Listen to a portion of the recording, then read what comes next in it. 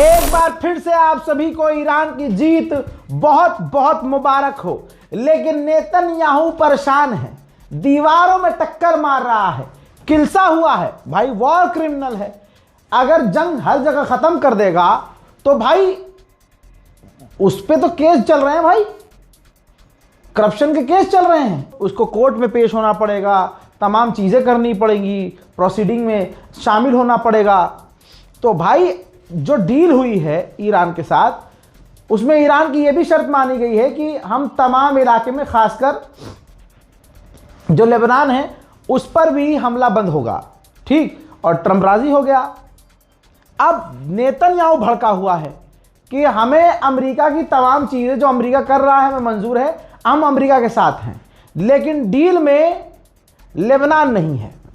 यह है दिक्कत, डील में लेबनान नहीं है। हम डील पर हम हमला करेंगे क्योंकि नेतन्याहू के ऊपर इतने सारे केसेस चल रहे हैं। अगर शांति वो ले आएगा तो उसके लिए दिक्कत हो जाएगी, कुर्सी खतरे में पड़ जाएगी।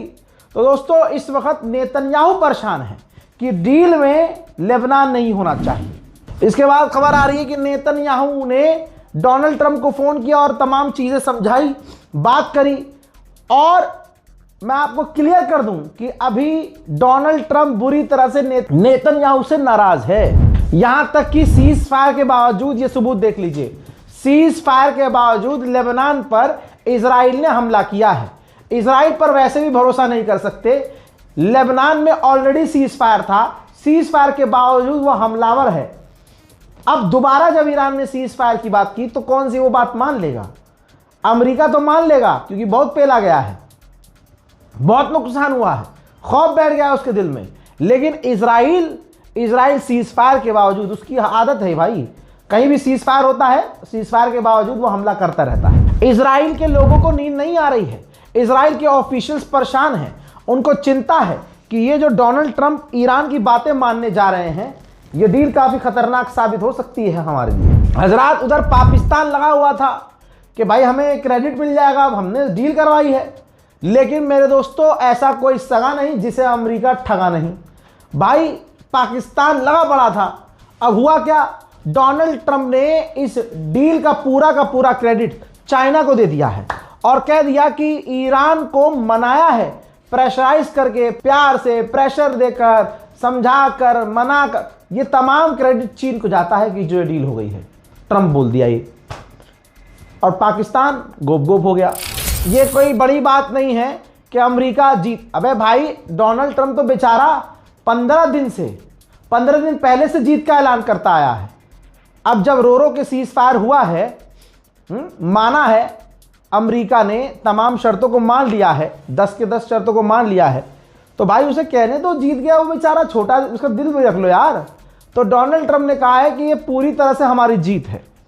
अब सिर्फ एक बात पर आ जाओ, यही डोनाल्ड ट्रंप 20 दिन पहले कह रहा था कि ईरान को बिना शर्त घुटने पे आना होगा, हार माननी होगी, बिना शर्त हमारी बातें माननी होंगी। आज की क्या तस्वीर है? बिल्कुल उलट है कि ईरान की 10 शर्तें अमेरिका मानने को राजी हुआ, तब सीज फायर हुआ। तो अब आप बताइए टोटल जीत किसकी है? वो बात अलग है कि शर्तें अमेरिका ने एक्सेप्ट नहीं की हैं, वो बात करने के लिए कल तक राजी नहीं था, लेकिन उन 10 के 10 पॉइंट पर बात करने के लिए राजी हो गया है। और कई पॉइंट्स पर वो ऑलरेडी राजी है, क्योंकि ईरान ने पहले कह दिया है, बाबू बहुत बुरा पेलेंगे अगर कोई भी गलती करोगे।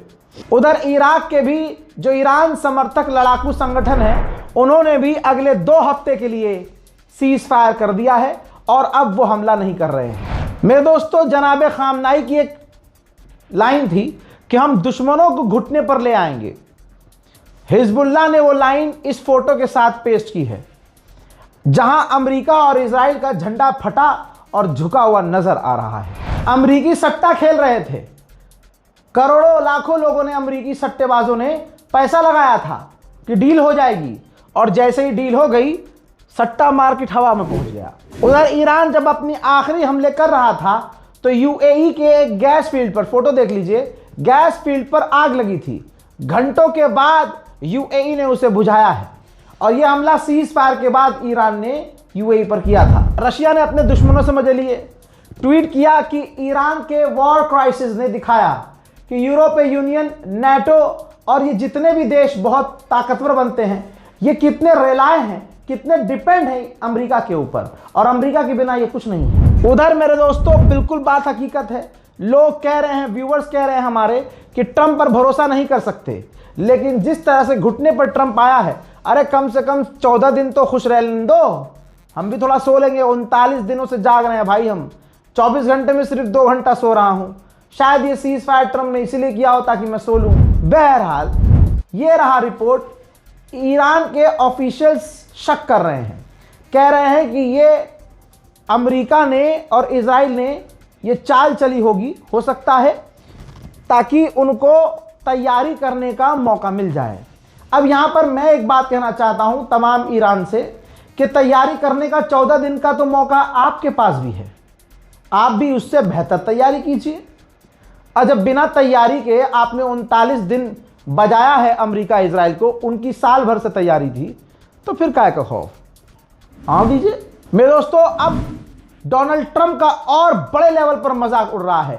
अमेरिका का एक इन्फ्लुएंसर है, लिखता है कि ब्रेकिंग न्यूज, मैसिव जीत हुई है प्रेसिडेंट ट्रंप की। उन्होंने आयतुल्ला खामनाई को आयतुल्ला खामनाई 2 से रिप्लेस कर दिया है।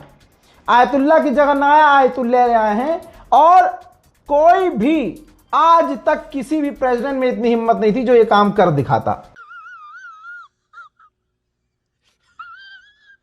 वहीं भारत के अंदर जो हमारी ईरान की एम्बेसी है हमारे मुल्क में, उसने ट्वीट किया है, डोनाल्ड ट्रंप ईरान की सिविलाइजेशन के कदमों के नीचे है, और लिखा है कि bow down to the Iranian civilisation, घुटने ईरान की सिविलाइजेशन के आगे टेक दो। इधर देखिए, बल्गेरिया ने पहले एक ट्वीट किया था कि I can't breathe, strait of Hormuz में ट्रंप की गर्दन फंस गई।